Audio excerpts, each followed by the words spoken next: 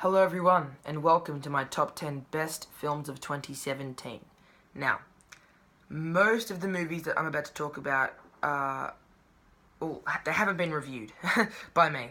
They have not been reviewed because I did quit YouTube almost a year ago, and I'm still gonna try and, run through them as good as I can, just give you my overall thoughts, but yeah.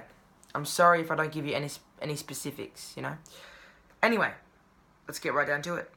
My number 10 is probably one of the most divisive films ever made. And no, it's not Mother.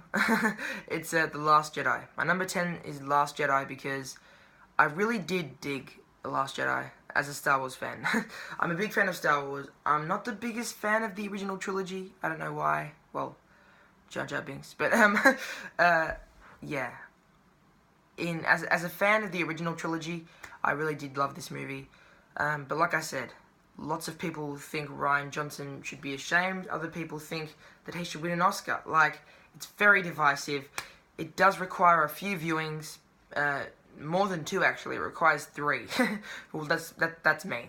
That's what I think. Yeah. That's it. As a Star Wars fan, I really did like it. And yeah. My number 9.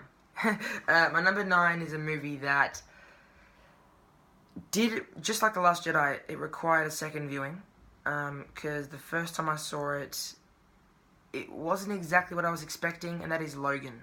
The second time I saw Logan, I was amazed, because you walk in knowing what to expect, and that's what makes the experience better.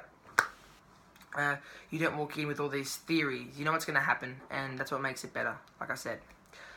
So yeah, I really did love Logan because it felt so much like a comic book, even though it was a very different take on the character, it felt much more like a comic book, it had way more story, the characters were amazing. X-23, the way they introduced her into this universe, wow, it was great. Like I said, it blew me away. And yeah, it felt like 1 hour, it didn't even feel like an hour. It goes for 2.5, but it goes by like that. And Hugh Jackman delivers his best performance, I reckon. And lots of you greatest Showman fans out there probably pissed at me right now, but come on, we all know Logan's his best performance. Yeah, I really did love Logan, and the darker take, on the character. My number 8 is a movie that you're probably going to be really pissed at me after I, inform you what my number 8 is. That's Jumanji. I'm just going to get it out of the way. My number 8 is Jumanji, Welcome to the Jungle, because it made me laugh. It's a really fun watch because, you have Kevin Hart doing Kevin Hart, Dwayne Johnson doing Dwayne Johnson. Jack Black, though, is you'd think that the joke of a teenage girl inside an older man's body would, get old, but it doesn't. They come up with new, original stuff. And also, Karen Gillan, she was great too. I wasn't expecting much from her, because in the trailers she doesn't get... I don't know, in the trailer she didn't impress me too much, but in the movie she was amazing. I loved her. It's probably the best I've ever seen from her. Yeah, for sure. Yeah, I think... the cast were great. The action was amazing. The drums. You gotta have drums in a Jumanji movie. That's just how it works. But yeah, Jumanji was really funny, and I just deserves to be on my list, I reckon. My number 7 is a film that you probably won't be pissed at me for doing this. Probably more proud of me, and that is Coco. Coco is number 7 because the thing with Toy Story 3 and Up, Up in particular, I feel like they manipulated you. I feel like they made you cry just for the sake of making you cry. You know what I mean? With Coco, it deserved your tears. And I think that the animation was astounding. It was really inspiring, especially if you're a musician. And it's probably the best Pixar has ever done. The best Pixar movie. It's my favourite Pixar movie, and that's going to piss a lot of people off, because, Monsters, Inc. did happen, but I did love Coco. My number 6 is a movie that you Room fans probably did love, and that was, you know, the Disaster Artist, obviously. James Franco as Tommy Wiseau blew me the hell away. Like, I love James Franco. How does he go from this is the end to 127 hours to this? Like, I don't know how he does it. Also, Dave Franco was amazing. I actually got to meet Greg Sestero at the screening that I went to, so that made it even better. But yeah, I was expecting, like, I wasn't expecting this because I'd, you know, been reading the reviews and stuff, but, you know, it could have been a spoof. It could have been a spoof, and it could have been just making fun of The Room, but no, it was actually really inspiring, just like Coco.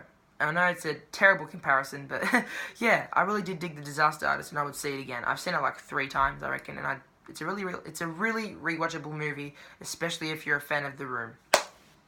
Here we go, top 5. My number 5 is a film that I think cool is the way to describe it, and that's Baby Driver. Baby Driver, I walked in expecting this, you know, just I'm not that into car chases, you know. I just feel like they're a bit too ordinary. I don't know why. A bit of a cliche when it comes to action movies. The way they did it in this one, though, I was amazed. Like, you're following the car, your eyes are just, you're captivated. And I loved Baby Driver. Ansel Elgort, Christopher Plummer, if you know what I mean.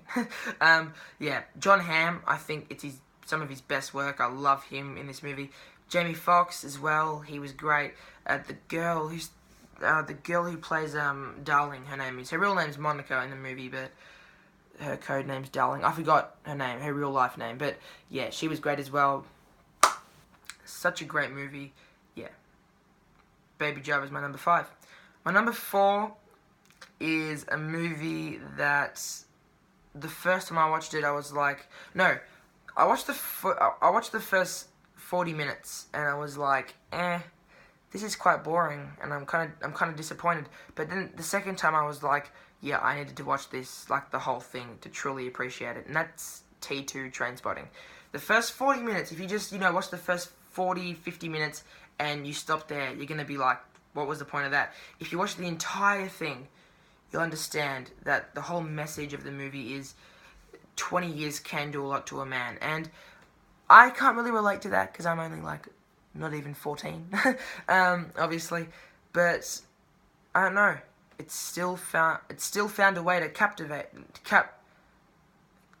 me. Yeah, sorry. I'm like I said, I'm almost 14. I don't really understand English yet. But yeah, I love T2 Trainspotting. It's not just about, you know, drug addict movie. And even though I do love the first one, I think this one was better because it was deeper, in my opinion. More substance. Here we go, top 3. Now, this next one is one I have reviewed.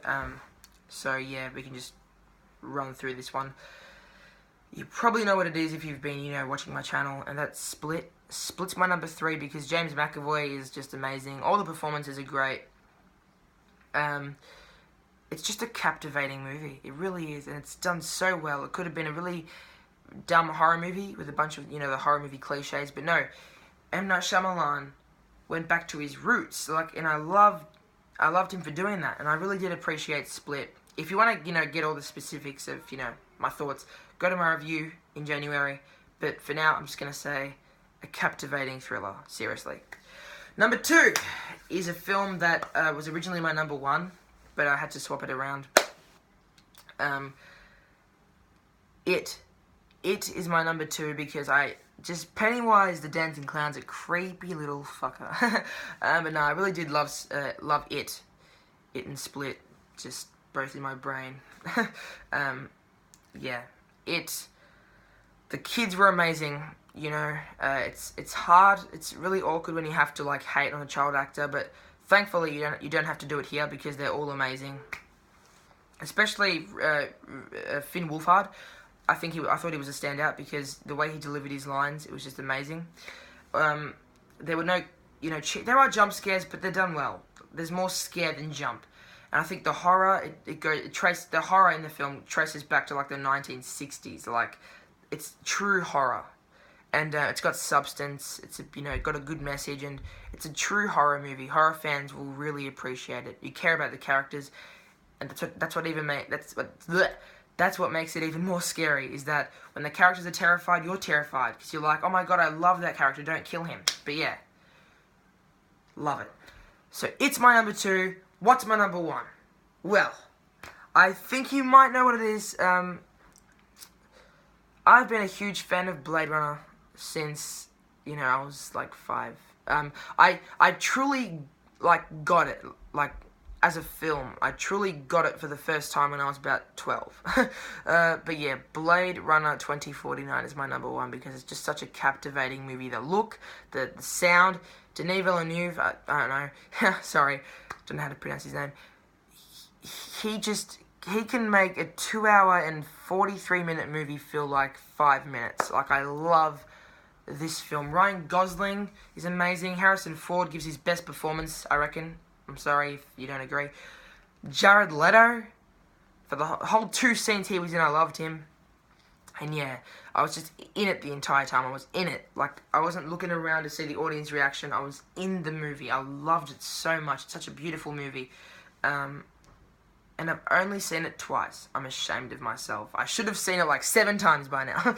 It's coming out in 2 weeks, so I can't wait to get it and just watch it every day, because I love that movie. And usually I don't like, 3-hour movies, because, they just kind of bore me usually, most of the 3-hour films I watch, they kind of drag for me. This one, I was like, hang on, it's over? Oh, I love this film, and I cannot wait to watch it, just 7 times a day. But yeah, that's my list, everyone. I hope you don't hate me too much, especially with Jumanji and all that. A comedy on my list, what? But no, thank you all for watching. I cannot wait, to make some more videos. And don't worry, I'm actually going to start writing little, scripts, I'm actually going to start taking notes before the videos. So it won't be, the entire video. It won't be that. So yeah, thank you for watching, everyone. Happy New Year once again. Hopefully 2018 is amazing for you. And yeah, see you later.